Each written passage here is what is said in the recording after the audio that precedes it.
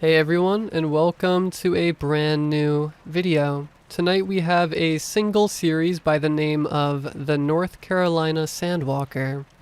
I hope you all enjoy it. If you do, please be sure to drop a like rating. Let's see if we can reach 1,200 likes on this one. Liking the video only takes a quick second, and it helps out with the algorithm immensely. Subscribing if you are new is also very much appreciated, as I post videos just like this one every Tuesday, with the exception of this week because I'm running behind schedule. I do have a regular 2-hour video almost completely done for this next Tuesday though, so I hope you all enjoy that as well. Anyways, sit back, grab a coffee, pack a bowl, whatever it is that you do to relax. Enjoy, tell someone you love them, and as always, I hope you all have a great night.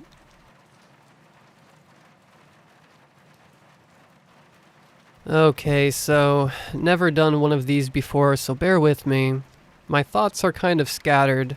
This happened a few months ago, though, so I've had some time to figure out how to explain this. But let me give some background. Me and my friend group from high school go on a trip every summer to some place. One year we got a lake house for a week. The next a penthouse in the city, but this year we got a beach house in North Carolina. I changed the names, but there's me, Griffin, DJ, and then there's Kylie, Maddie, and Claire. We all sort of went our own ways in college, grew up a bit, and changed. This trip every summer always brought us back together. So this was our third trip, and we just finished our junior year of college. We got to the house and it was sick. We practically had our own beach because the closest houses were like half a mile on either side. It was a super awesome spot, and we were all excited that we didn't have to worry about noise complaints or anything. We promptly got changed and made our way to the beach. Griffin and Maddie hung back to make us frozen drinks. We're pretty sure they're hooking up. Not important.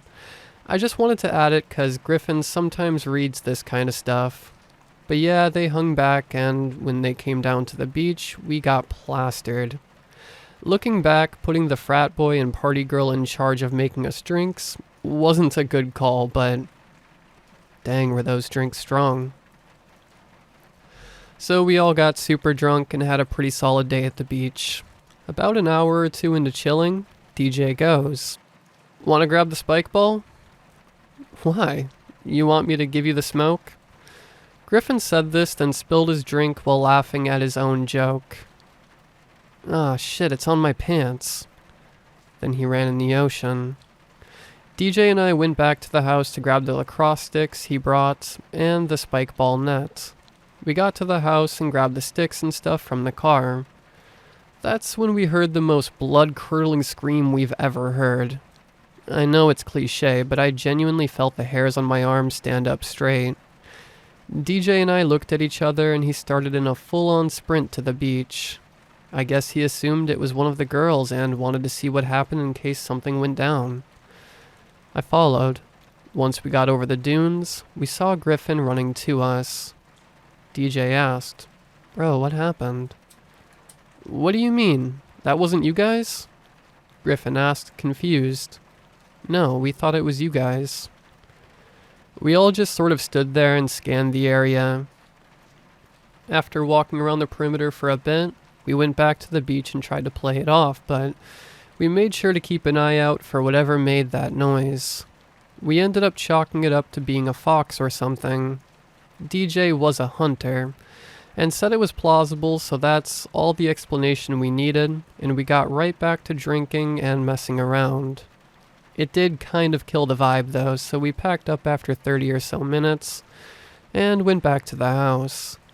We all went to our respective beds/couch for post-beach and drinking naps.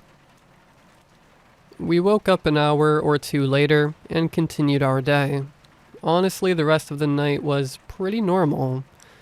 We just sort of hung out, played some drinking games, and hung out. But when we woke up the next morning, we realized we wouldn't be able to have another beach day, as it was torrential downpouring outside. All that really meant was the drinking and smoking would be taking place inside today. We were pretty much split half and half. Me, Griffin, and Maddie were drinking while DJ, Claire, and Kylie were getting high. As the day went on, the rain got worse, and we got more messed up, which is why when Claire and Kylie said they heard something outside, we figured it was just them being paranoid and freaked out from the storm. But after they insisted on it not being the weed or rain, we set our designated tough guys, Griffin and DJ, to check it out. After about 10 or so minutes, they came back soaking wet and out of breath. We asked them if they saw anything, and then they explained that they were just doing a lap around the house and talking shit when they saw something moving by the dunes. They called out, but whatever it was just went deeper into the dunes. So they head over, but when they got there, they couldn't find whatever it was. So after looking for a bit, they gave up and came back. This sort of creeped us out, but they assured us it was fine, and it was probably just an animal or the wind or something. Everyone else relaxed a bit, but I was more skeptical. After 8+ years of friendship, you pick up on subtle speech patterns and stuff like that. And I could tell when DJ said this, he was trying to make us calm down.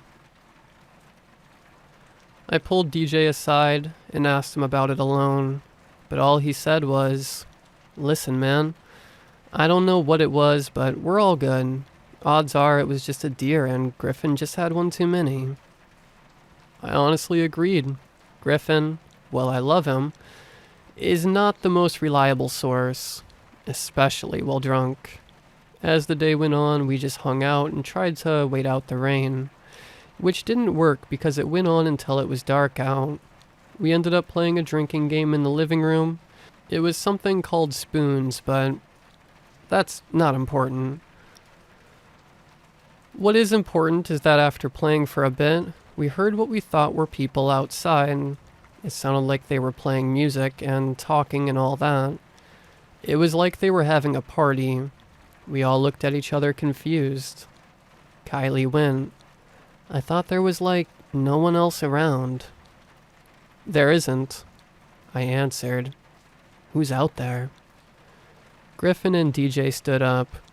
DJ grabbed a lacrosse stick, and Griffin grabbed a flashlight. I was going to let them handle it, but after the girls looked at me, as I just sat there, I felt guilty, so I got up too. All I had was a pocket knife I always kept on me. I guess my role was moral support, as if there were people outside and we had a confrontation. DJ and Griffin would be our main assets. I just sort of followed them as they walked around the house. Like an idiot in a horror movie, Griffin shouted, "Who's out there?" and then shined his flashlight across the dunes. This time I saw it. We couldn't make out what it was, but it looked like something was moving. DJ and Griffin looked at each other and take off towards it. I was hesitant, but I followed as well. But when we got to the dunes, there was nothing. No people, no footprints, nothing. Nothing on the beach, no sign of anything being there.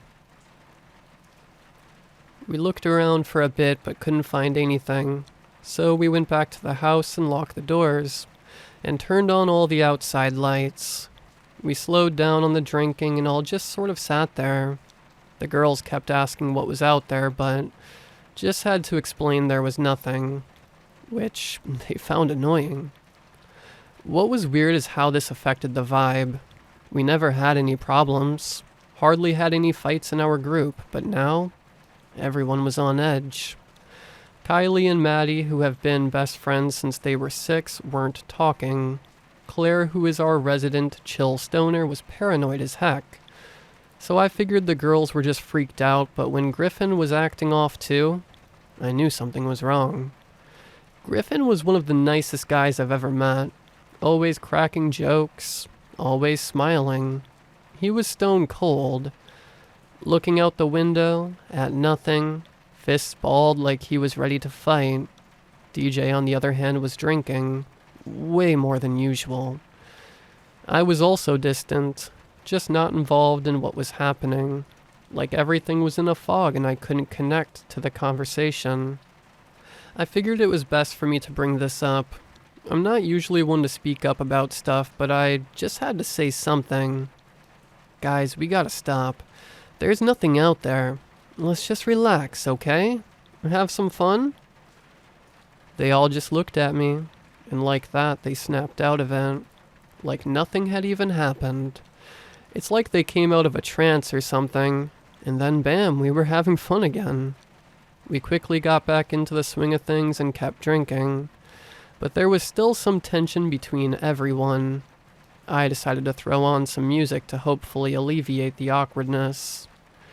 This actually did help a bit. The mood was a bit better. Griffin started cracking jokes again. The girls were talking again. It was going pretty well. Sadly, because of how well things were going, we didn't realize that DJ had left. He just up and walked out.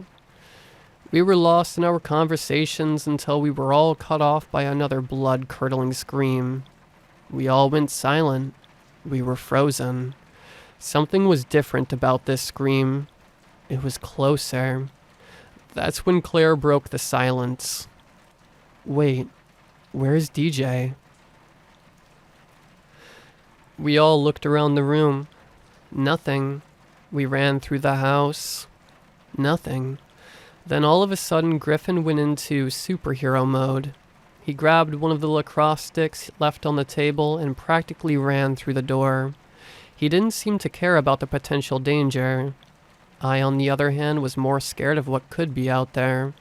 But I couldn't just let Griffin go out there by himself, so I grabbed a flashlight and followed. We ran for only 30 or so seconds yelling out for DJ. We didn't get a response.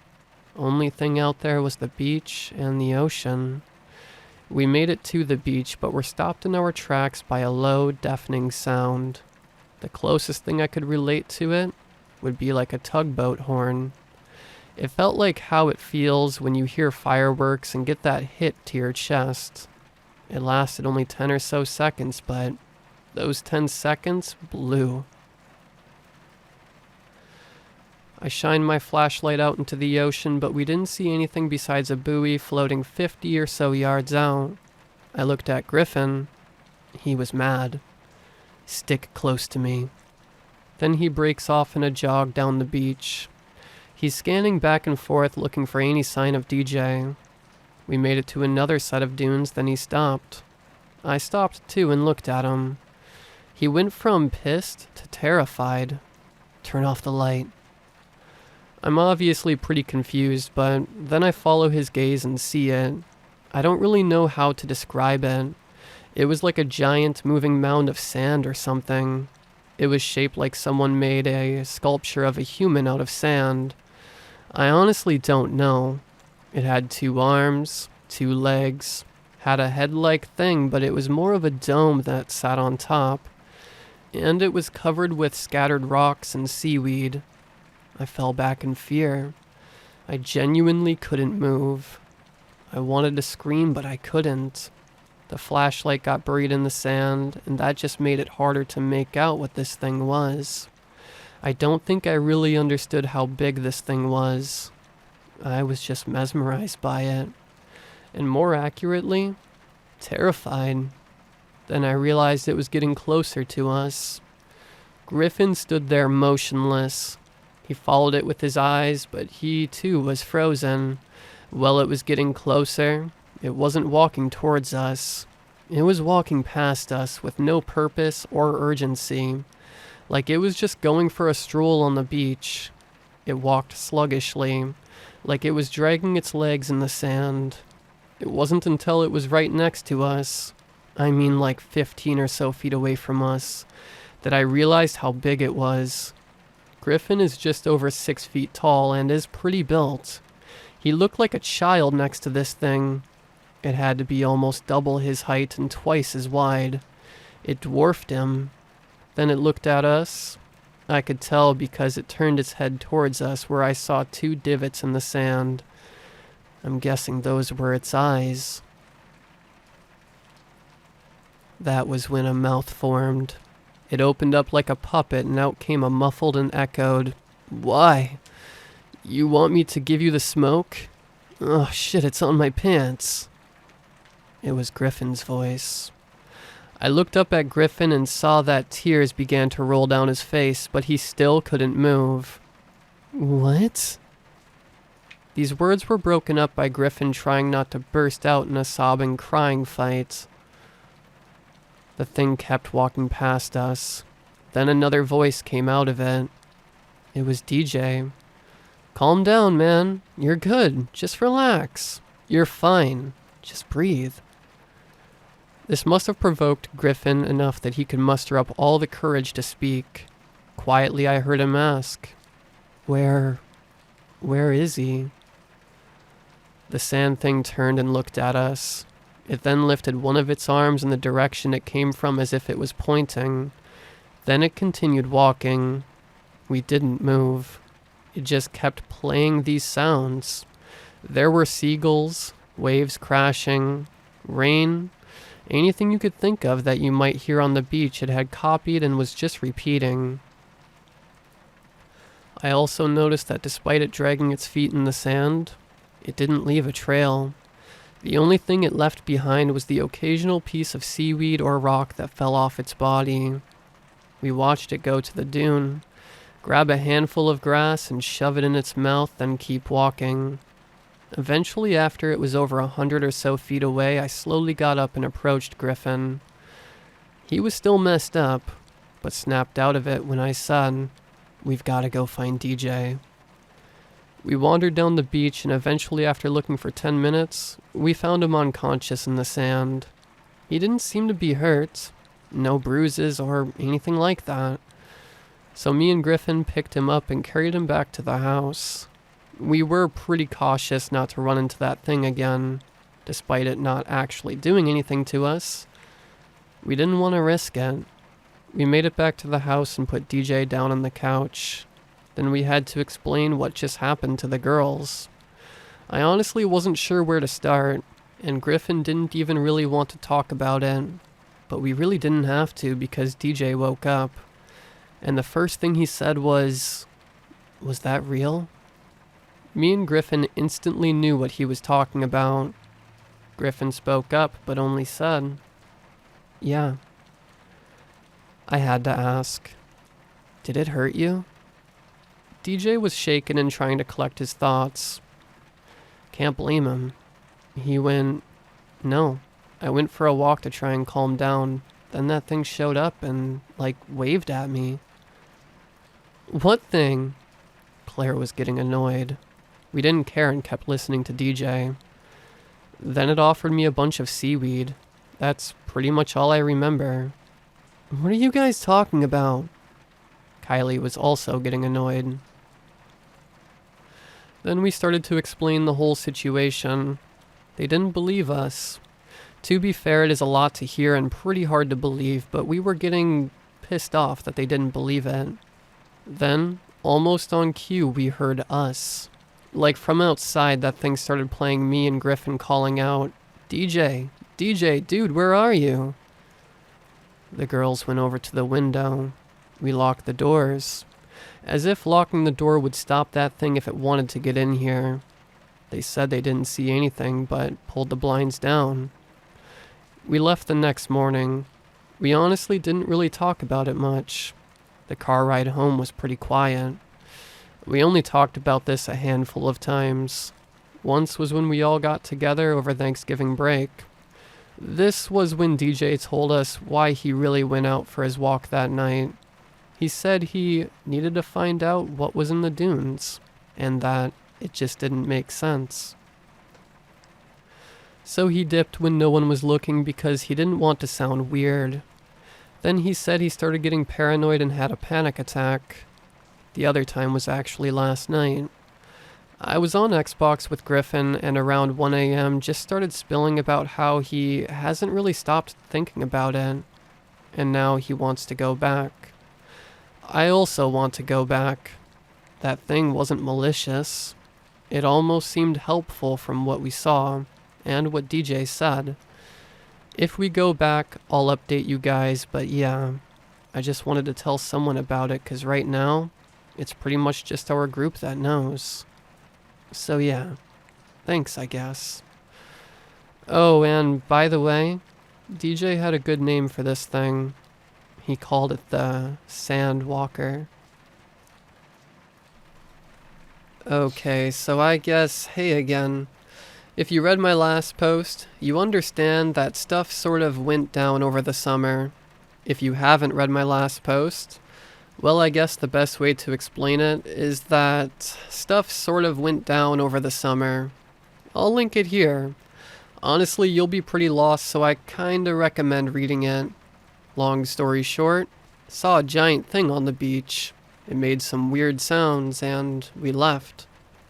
What I'm writing right now is picking up just about 2 weeks ago. After about a few days of me and Griffin texting DJ trying to convince him to come with us back to North Carolina, somehow we eventually got through to him.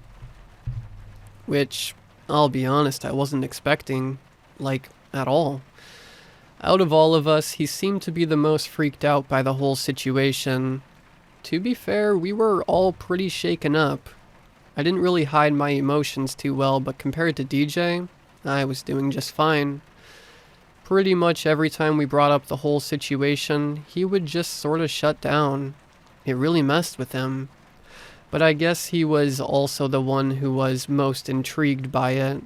Despite how we all felt about the situation, and how terrified we may have been, it was unanimous that we had to go back to confirm what we saw. The whole trip was pretty short notice. By December 7th, we had decided to go, and by the 9th, we had the house booked. We were even able to get the same house as last time. I mean, it wasn't like we were fighting with other renters to get a hold of it.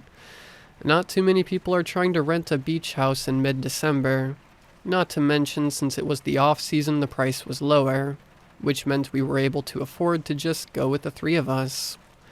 We all decided to leave the girls behind because, 1, we didn't want them to get freaked out any more than they already were, and 2, they never even saw the Sandwalker, so in reality, they didn't really have much to do with it. Not to mention it was unanimously agreed upon that none of us wanted to get the girls involved just in case anything happened. My dad dropped me off at Griffin's house the morning of the 14th. I got there around the same time as DJ, and after Griffin's parents made us some breakfast, we were on the road. Griffin pretty much always had a smirk on his face and practically dripped confidence. The smirk was there. The confidence was not. It was almost like he was putting on a facade to hide something. I can only assume that something he was hiding was fear. DJ had a different method of dealing with his anxiety. His eyes were locked on the road and he remained quiet for the majority of the drive. I wanted to chalk this up to him being focused on the road, but I knew he was mentally preparing himself for the days to come.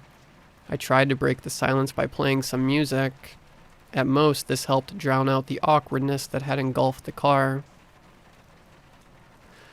After the 2-hour mark, it seemed we had settled in and DJ finally started talking. So, how's school been? It wasn't much, but it was better than nothing. Luckily, this was all that was needed to get Griffin on a tangent about one of his funny yet somehow bizarre college stories. This kickstarted what was a relatively normal car ride. Eventually, we pulled into the driveway of the house and began to unload the car. It wasn't until this moment that I realized just how much each of us was affected by our encounter this last summer, and how each of us had approached this trip in our own unique ways. DJ had unloaded his 3 bags, his backpack, his suitcase, and then a duffel bag filled with guns. Unlike last time where DJ had packed a spike ball net and lacrosse sticks, he must have decided that if anything were to happen this time, he would be prepared. I shifted my gaze to the left and watched Griffin swing a case of water over one shoulder and his 2 bags over his other. It was here that I realized his idea of prepping for this trip was to put on as much muscle as possible. Just in the few weeks since Thanksgiving, he had grown significantly larger. I, on the other hand, had spent my time researching different mythology, zoology, and cryptozoology. It seemed we had all played to our strengths to get ready for our return to the beach. DJ with his history of hunting, Griffin with his physicality, and me with my... I don't know. Being a nerd, I guess. You get the point. We all grabbed our stuff from the car and then just sort of stood there. All of us looked out towards the beach. All of us, presumably, replaying the events of our summer vacation. The atmosphere was almost identical to the last day of our previous trip. Cloudy, looked like it was about to rain, and nothing but the sound of waves crashing and seagulls chirping. The sound of the beach ambience was broken when DJ said, "Come on, let's go," and then made his way inside. I went with shortly after, and then after a few more moments of waiting, Griffin followed as well. We unpacked our things, and after settling in, we went out trying to get some information from the locals. Unfortunately, we didn't seem to think that almost all of the houses would be empty on account of the majority of them being summer homes. After a little over an hour of going door to door looking for someone, the sun began to set and we settled on going back to the house before we lost daylight entirely. By the time we got back to the house, it was about 4 in the afternoon. After getting back to the house, it was decided that we would go to this diner/barbecue place we passed on the way there for dinner. Since we didn't have any luck talking to locals in the surrounding houses, we figured this would give us a chance to maybe get some more information. We also used this as an excuse to delay the inevitable of going back onto the beach. Griffin drove us there, and after getting seated, we realized just how dead this town really was during the off-season. There were only 8 people in the whole restaurant, 3 of which were us. We ordered, and had all decided that it would be best if we wait to ask about the thing we saw over the summer until after getting our food. Sadly, the waitress wanted nothing to do with our questions. I guess she disliked the topic so much it prompted her to bring out the busboy to make sure after finishing our food and paying we got out immediately. So we ate our food, left the cash on the table, and were escorted out. Before practically throwing us from the barbecue joint, the busboy, who was more of a bus man, standing about a foot over myself, said a bit of information that actually was of some value. "Listen, I know what you boys are talking about. Just drop it. It ain't worth the trouble you're gonna get in." I don't think those were his exact words, but this is close enough.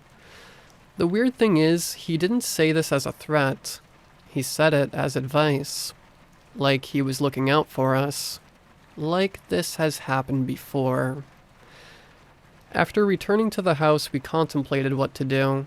It was eventually decided that we would ignore the man's advice and continue on with what we came to do. We rested for only about an hour. Then as we all sat there in the living room, I watched as the clock went from 8:59 to 9. It was officially as dark as it was going to get, with only the moon lighting up the beach. I looked up at Griffin and DJ. They were just sitting there staring at the guns on the table. I guess I had to be the one to initiate stuff now. So, against better judgment, I mustered up a, "You guys ready?" They both lifted their heads to look at me. Griffin had a forced smile on his face.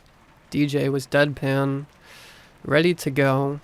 There were 3 guns on the table, 1 shotgun, 1 rifle, and 1 handgun. I would go into the specifics, but that is genuinely all I know. DJ had given me and Griffin a quick rundown to how to shoot guns in an open field we passed on the drive down to the house. Plus, he had taken us shooting back in high school when we stole one of his dad's hunting rifles. DJ didn't want us going into this without knowing how to use our guns, so this little bit of shooting practice we underwent was the best we could do for the time being. DJ took the rifle because he was the best shot out of the 3 of us. Griffin took the handgun, and I took the shotgun. Griffin also insisted on bringing a baseball bat there he kept in his backpack, as he wasn't a huge fan of guns. Honestly, I'm not sure of what he planned to do with this, but whatever made him feel better, I guess. It had been discussed previously that we weren't here to hunt the Sandwalker, but just observe and, if we're lucky, get a picture. But the guns were our contingency plan. Along with the guns, we each had flashlights on us, and Griffin even had his GoPro strapped to his chest. We all looked at each other and knew it was time to go out there. The cold air flooded into the house as we opened the door to the porch and looked out onto the beach. This gave nothing but the sound of waves crashing and wind blowing. The only thing was we couldn't even tell if it was authentic or if it was being replayed by that thing. And I won't bore you with the details because there are none. We were on that beach from 9 until midnight, and there was nothing. No monster, no weird sounds, absolutely nothing out of the ordinary. This, for lack of a better term, made us mad. It made us feel crazy, made us question what we had all seen. We decided we'd go back to the house and try again the next night. We didn't get that chance, though, because on the way back as we walked through the sand, we heard the roaring of engines. Initially, we all thought it was the Sandwalker, until we saw the lights emitting from headlights fastly approaching. We all assumed that these were cops, which prompted DJ to dig his gun license out of his pocket, and also had us begin to hide the other 2 guns in Griffin's backpack. As the lights approached, we realized these weren't cops. They were just regular people, all brandishing guns. We fished the guns out of the bag and stood there waiting. The 3 ATVs were followed by a dune buggy. In total, I counted 7 men, all of which were armed. They got within 15 or so feet of us when they let up on the throttles and the engines died down. There were a few seconds of a stare down between us and the men. Within these seconds, there was nothing but silence. This silence was cut off by a familiar voice saying, "Oh, these guys again?" I turned my gaze to face the voice and noticed that the man who was talking was the same busboy from earlier. "These are the city boys I was talking about." "We're not from the city." Griffin was interrupted by one of the men. Despite this being a beach town with a population that was made up of relatively normal suburban people, these men were different. These men were rugged, more calloused. You could tell just from looking at them. They weren't just regular people who lived in a beach town. The best way I could describe it is that they were more outdoorsy than the rest of us. "What the hell are you boys doing out here?" One of the men said this as he held his gun. He didn't hold it towards us, but he was ready to fire at a moment's notice. "Don't tell me you're trying to hunt that thing." The busboy spoke up once again, with a few guns and a baseball bat. I decided, since it was originally my plan to come back, that I should be the one to speak up. "We're not trying to hunt it. We just wanted to know what we saw."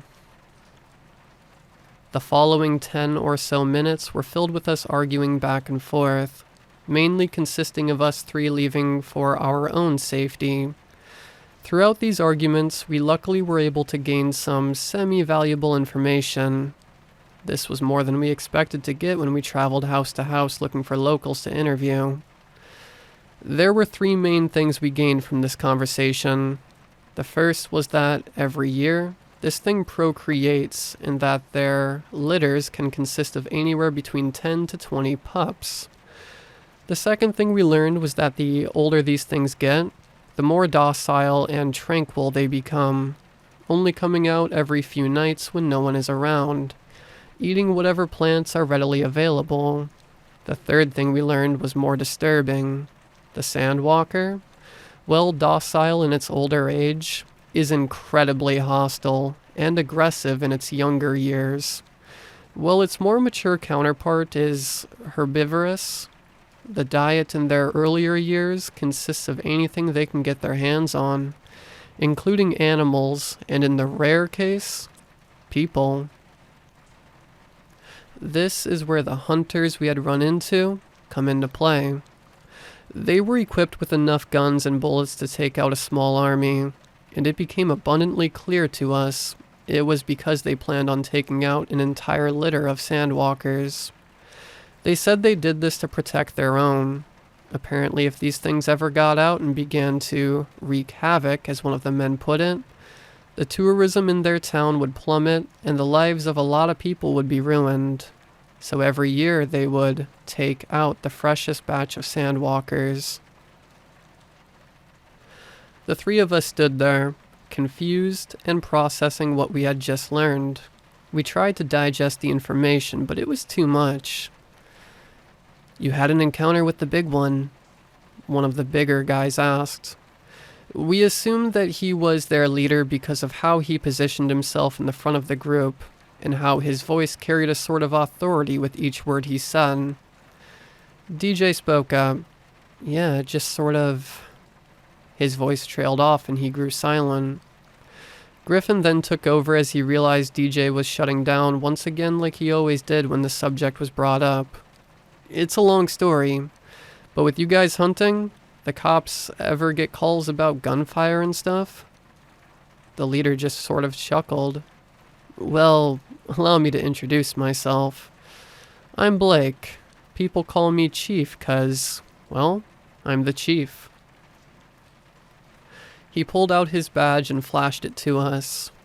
I don't know much about the police badges, but I'm pretty sure you can't just acquire one, so this dude was legit.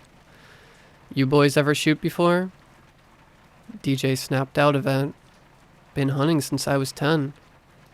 "You two?" the chief asked. I'm still unsure of why, but Griffin lied to the man and told him we had a decent amount of experience with guns. Despite this, the chief instructed one of the men to get us off the beach and back to the streets to make sure we were all good. The busboy hopped from his ATV and offered to take us back, but before we could even get a few feet from the group, we were distracted by a sound. It sounded like a boat blowing its horn. We all directed our attention to the ocean, but even with our flashlights, all 11 of us were shining them across the horizon, but none of us saw anything. There was an eerie familiarity of this exact feeling, the feeling of looking out to find the sound of a boat but being met with nothing. This instantly sent a chill down my spine. Then suddenly, the sound grew. It no longer was just one horn, but like a symphony of trumpets. It seemed almost as if a bunch of car horns were going off at once, like rush hour traffic. Then I remembered the sound we had heard a few months before. It was the tugboat horn. I froze. I was absolutely paralyzed and stuck staring at Griffin and DJ. They too were frozen with fear. The mental prepping, the gun collecting, the muscle building, the monster research, everything we had all done to get ready for this trip seemed futile, as we were all overtaken with fear. I was eventually able to turn myself around, and I then saw the chief yelling, but I wasn't fully able to make out the words. It was obvious that the other men were able to hear his orders as 4 of them promptly lit their flares they had pulled from their bags and threw them into various spots of the beach. This provided enough light for us to see 15 or so miniature sandwalkers closing in on us. I say miniature, but these things ranged anywhere between 3 to 7 feet tall. They were slightly faster than the one we encountered over the summer, but still relatively slow. While we stood there staring at them, the chief scrambled to us and rushed us into the dune buggy. He pulled my ear to his mouth and yelled, "Stay up there and get ready." Then, all hell broke loose. Each one of them opened fire. The flares resting in the sand grew obsolete because of how much the muzzle fire lit up the beach. The sound of the tugboat horn switched from a low rumble to a more screeching cry. Originally, I mistook this as a cry of pain, but I quickly realized that it was actually a battle cry of sorts. DJ hopped off the buggy and began to do what he could in order to help. Me and Griffin, on the other hand, were still in total shock. I guess DJ's experience with hunting had prepared him for this kind of stuff because he had some sort of instinct neither Griffin nor I possessed. I still could barely move. My hands shook with fear and my palms were cold with sweat. I turned my head to Griffin, whose mouth was hung open, and eyes wide with awe. My gaze then shifted to DJ, whose face displayed a different kind of expression. His eyes narrowed and his teeth were gritted. He had taken his fear and turned it to rage. I tried to keep count on how many bullets it took to take just a single one of them down. The most I counted was around 50. The least I counted was around 20. There was the rare occasion where one of the pups got too close to one of the men, and they would all shift their fire to focus the approaching threat. Their synchronized fire and organized demeanor made it obvious that they had done this many times previous to tonight. After 10 minutes of non-stop gunfire, it finally began to die down.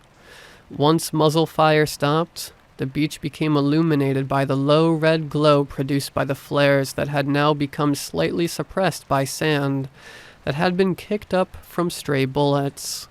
With a call from the chief, 4 of the men then began gathering the bodies and dragging them to form a pile. They did this while the busboy doused them in gasoline. The chief then walked up to us and said something to the effect of, "Sorry about that. Didn't expect them to come out so early. Guess we got them excited." He laughed as he said this and then lit a cigarette. Then he made some joke about how we had probably never hunted anything like that before. Honestly, I don't know what exactly happened because of how my eardrums were filled with what I can only describe as the roar of war. It was the gunfire, the screaming, the sound of the battle that had just been fought. The strangest part about all this sound was that it somehow managed to be even louder than before. Despite us all being in the center of it, the sound was so powerful that it genuinely forced me to the ground. As I sat in the sand with my back pressed against the buggy, I plugged my ears. Even then, I was unable to escape the sound of gunfire. I looked up and realized even the chief was stunned. He winced as he covered his ears.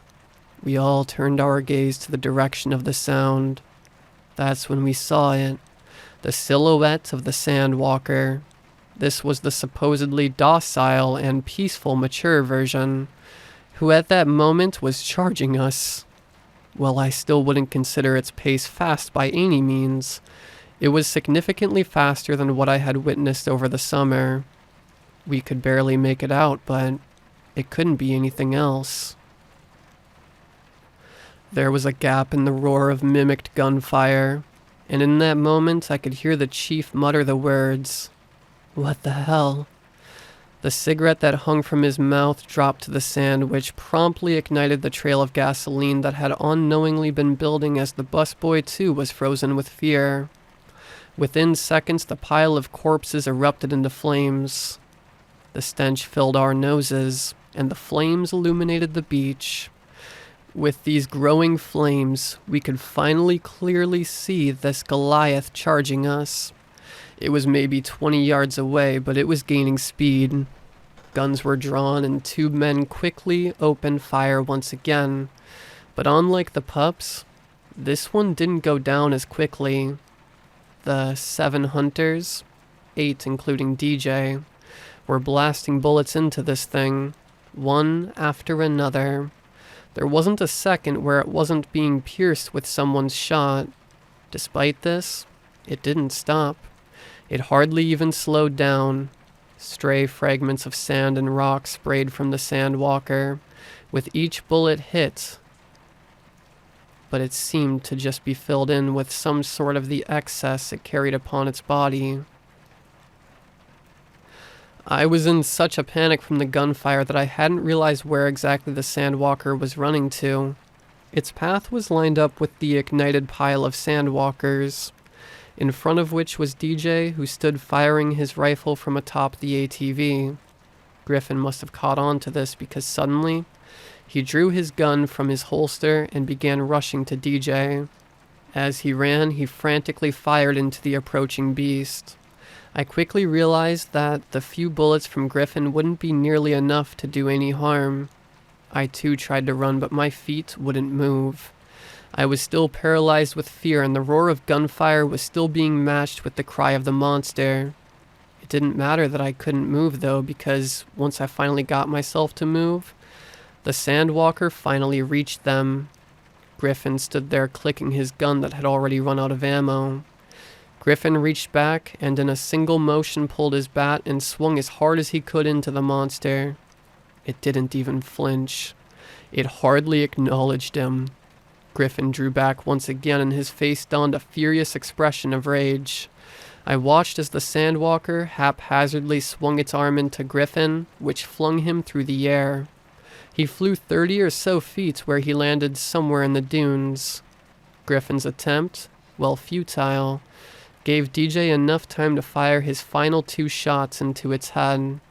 Those 2 well-placed shots did stun the beast, but within seconds DJ too was launched by a single blow from the sandwalker's arm. Watching my friends, both of which I consider brothers, both of which were men more equipped to deal with a threat of any scale, being manhandled by this thing set something off in me. It was only at this moment that I realized we really could be killed by this thing, and that prompted me to open fire. I began shooting, round after round. I can still feel how much the shotgun shot back into me, and how much it hurt each time it slammed against my shoulder. But my shots only seemed to get its attention as it then changed its attention from my 2 friends to me, and the rest of the hunters. The men continued to fire, and so did I. After the butt of the shotgun stopped firing back into my body, I realized I had run out of bullets and began stumbling backwards away from the approaching beast. I hadn't been keeping count, but at this point, 100 rounds had to have been fired into it.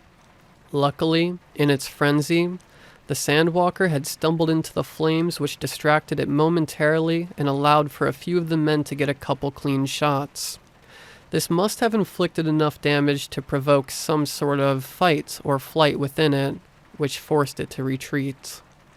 As it then began moving down the beach, all of the men stood there, eyes wide, and guns following the trail left as it ran.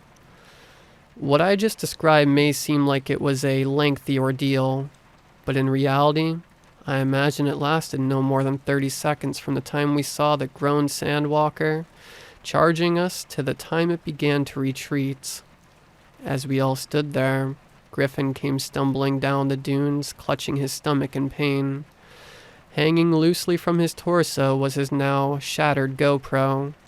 2 of the hunters ran to DJ and helped him to the dune buggy as he too clutched his torso. Nobody said anything. It was silent for minutes as we all tried to collect our thoughts on what just happened.